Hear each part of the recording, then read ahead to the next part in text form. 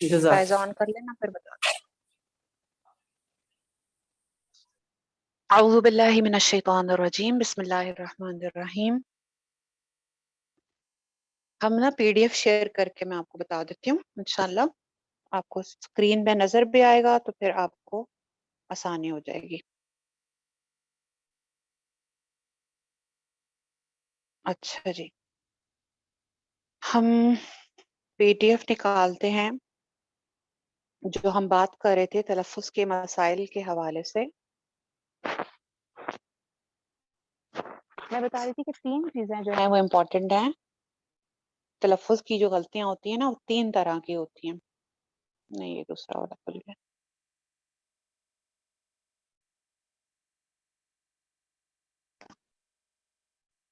ہاں جی اچھا, ایک ہمارا جو پرابلم ہوتا ہے وہ موٹے حروف کا ہوتا ہے, یعنی کہ الفابیٹ عربک کے اور اردو کے سیم ہیں. یہ جیسے آپ کے سامنے یہ والی اسکرین میں شیئر کرتی ہوں تو آپ یہ دیکھیے یہ وہی الفابیٹس ہیں جو کہ ہم اردو میں پڑھتے ہیں نا, الف بے پے, بلکہ پے اضافی ہے, عربی میں پے نہیں آتا. تے پھر ٹے ہم نے پڑھا, ٹے بھی عربی میں نہیں آتا. مطلب عربک الفابیٹس میں کوئی بھی ایسا الفابیٹ نہیں ہے, کوئی ایک بھی جو ہم اردو میں نہیں پڑھا جو ہم نے, بلکہ اردو میں اضافی ہیں. تو یہ وہی الفابیٹس ہیں جو کہ ہم اردو زبان میں پڑھتے ہیں اور بچے بھی ہمارے پڑھتے ہیں. اس میں پرابلم ایریاز کہاں پہ آتے ہیں, پرابلمس کہاں پہ آتی ہیں, تلفظ کی غلطیاں کہاں پہ آتی ہیں, جہاں پہ سملر ساؤنڈ لیٹرز آتے ہیں, یعنی ملتی جلتی آوازوں والے حروف آتے ہیں. ملتی جلتی آوازوں والے حروف جو جب آئیں گے پھر پرابلم ہوگی. جیسے کہ پہلا جو پرابلم آتا ہے وہ موٹے حروف میں آتا ہے, یعنی تا اور تو, ان کی آواز سملر ہے نا, تے اور توئیں کی, جس اردو میں جسے کہتے ہیں. مائک میوٹ رکھیے پلیز. تو جب ایک جیسی آوازوں والے 2 حروف آ جائیں جس میں سے ایک موٹا ہو اور ایک باریک ہو تو پھر پرابلم آ سکتی ہے. اگر ہم نے موٹے کو موٹا نہیں پڑھا تو اس کا معنی بدل جائے گا. وہ جو تو سے ورڈ ہے وہ کچھ اور ہوگا. جیسے تو سے ہے تین اور تا سے تین, تو تین اور تین کے میننگز میں فرق ہے نا. وہ تیری و زیتون, تین کا مطلب کیا ہوتا ہے, کس کو کہتے ہیں تین بھلا, کسی کو پتا ہے؟ انجیر کو, فیکس کو, جی انجیر کو. اور تو سے میننگ پھر کچھ اور ہوگا نا. مائک میوٹ کیجئے. تو اسی طرح زال سے اگر کوئی ورڈ لکھا ہوا ہے اور وا سے لکھا ہوا ہے تو اس کا مطلب بدل جائے گا. سین سے لکھا ہوا ہے تو اس کا مطلب کچھ اور ہے. صاد سے لکھا ہوا ہے تو مطلب کچھ اور ہے. تو ہم نے صرف یہ کرنا ہے کہ یہ جن حروف کی آوازیں باریک ہیں, تا, را, کا, سا, اس کو نارملی جیسے ہم اردو زبان میں بولتے ہیں اس کو ویسے بولنا ہے. لیکن جو موٹے حروف ہوتے ہیں اس میں زبان پیچھے سے اوپر اٹھ جاتی ہے. تو, ظو, او, صو, یعنی تا, تو, تا کے مقابلے میں تو کی آواز موٹی ہے. را, ظو, کا, او, سا, صو. اور یہ جو ڈفرنس ہے یہ چھوٹا بچہ بھی کر سکتا ہے. یہ میں نے پہلے بھی آپ کو بتایا تھا. سر اکثر اپنی کلاس میں بولتے ہیں کہ اگر ایک بچہ جس نے ابھی بھی بولنا شروع کیا ہے اور جیسے 3-3.5 سال کا بچہ ٹوٹی پھوٹی باتیں شروع کر دیتا ہے, آپ اس کو کہہ کے دیکھیں بیٹا باریک سی آواز میں بولو تا, اچھا موٹی آواز میں بولو تو, تا, تو وہ بھی یہ کر سکتا ہے ایزیلی. تو اس میں کوئی سچ کوئی مشکل کام نہیں ہے یا کوئی اس میں راکٹ سائنس نہیں لڑانی ہوتی. بس موٹا پڑھنا ہے اس کو, اور موٹا پڑھنے کے لیے زبان پیچھے سے اگر اٹھ جائے تو وہ لیٹر ہمارا موٹا ہو جاتا ہے. تو ایک تو یہ کام کرنا ہے کہ جو لیٹرز موٹے ہیں ان کو موٹا پڑھ لے. موٹے حروف یہ 7 ہیں, تو, صاد, ضاد, ظا, قاف, غین, خا.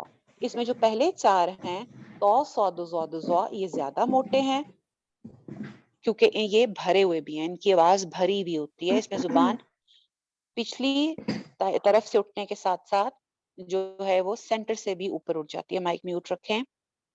جبکہ جو قاف غین خا ہیں یہ ان کی آوازیں موٹی تو ہوتی ہیں لیکن بھری بھی نہیں ہوتی ہیں. اس کو کوئی او نہیں کہے گا. او آپ کو پتا ہونا چاہیے کہ بھری ہوئی آواز والے صرف 4 حروف ہیں, تو, صاد, ضاد اور ظا. او نہیں کہہ سکتے ہم، اس کی آواز کھلی بھی ہوتی ہے، آگے منہ کا اگلا حصہ خالی ہوتا ہے.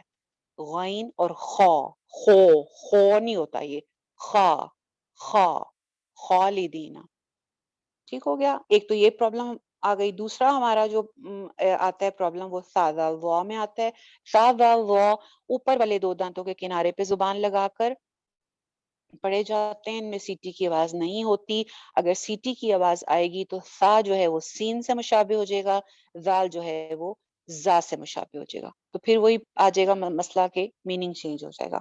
تو ان لیٹرز کے لیے زبان کو اوپر والے دو دانتوں کے کنارے پہ، جیسے کہ تصویر میں نظر آ رہا ہے، اس طرح سے زبان کو اوپر والے دو دانتوں کے کنارے پہ لگا کے بولنا ہے. سا زال ذو. ٹھیک ہے. زا سین صاد سب کا ٹھیک ہی ہوتا ہے، وہ عام طور پہ وہاں پہ پرابلم نہیں آتی کیونکہ وہ ہم اردو میں ٹھیک پڑھتے ہیں. اس کے بعد آ جاتا ہے ہا اور آئین. ہا اور آئین میں زبان پیچھے کی طرف حلق میں پش ہوتی ہے ہلکی سی، کیونکہ یہ دونوں حروف ہی درمیان حلق سے نکلتے ہیں. تو زبان کو نرمی کے ساتھ پیچھے حلق میں دھکیلنا ہوتا ہے. ہا کی جو ساؤنڈ ہوتی ہے وہ میں نے پہلے بھی بتایا تھا کہ وہ ایک جیسے بڑی مزے کی سکون کی سی آواز ہوتی ہے نا، یہ والی آواز جو کہ ہم نکالتے ہیں. میں اپنے اوپر تجربہ کر رہی تھی جب میں پڑھ رہی تھی کہ یہ والی آواز میرے منہ سے تب نکلتی تھی جب بہت گرمی میں آ کر بیٹھتی تھی اور کوئی ٹھنڈا پانی یا کوئی شربت کا سپ پیتی، تو یہ والی جو آواز نکلتی ہے نا، یہ اسی کے آگے الف لگا ہوا ہے، وہ ہا ہا یہ ساؤنڈ چاہیے ہوتی ہے. اور جو عین ہے اس کے لیے آپ کو زبان کی تھوڑی سی پریکٹس کرنی پڑے گی کہ اس کو پیچھے پش کریں. حمزہ اور عین کی کیونکہ آواز سملر ہوتی ہے، حمزہ ہے اور جو ہے وہ عین ہے.